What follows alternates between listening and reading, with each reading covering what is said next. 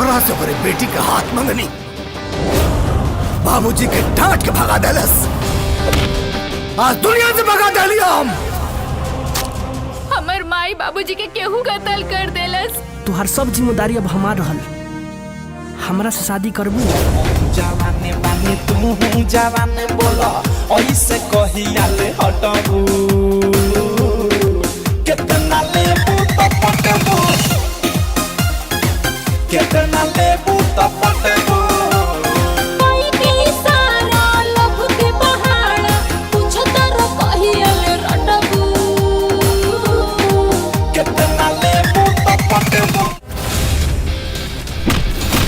कितना जनी अलन और गैलन तोहरा जैसन लोग।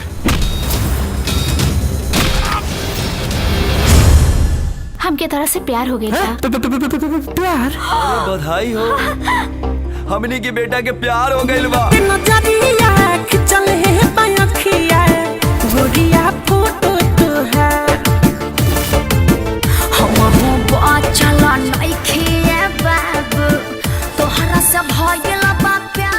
अरे काहू पुजारी के पीछे पड़ल बड़? मिलते नजरिया खिंचल है अखिया, गोरिया फोटो तो है। सही में मिलते नजरिया। देसी घी कुकुर के हजम ना होला।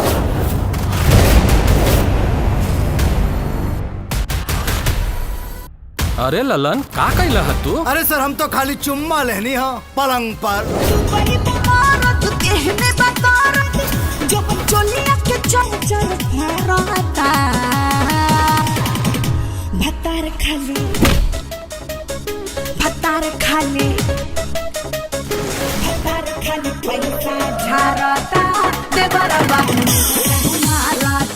ललन नाम है हमार, एक नंबर का कमीना है।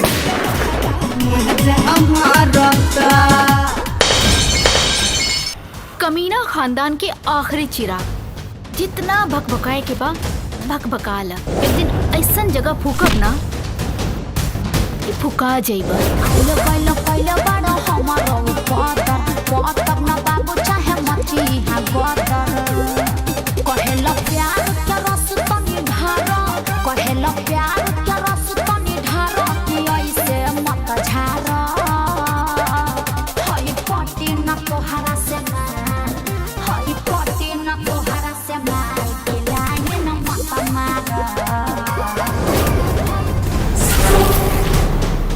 काजल के बाबूजी तो ओकर बियाह हमरा संगे तय कइले बारे। लेकिन ये कैसे हो सकता?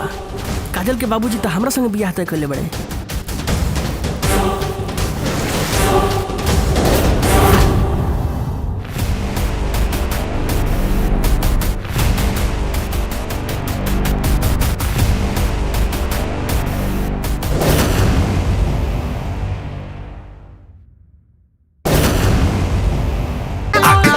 जवनिया के बूती सटक कोहरा में तोहरा हम सोती।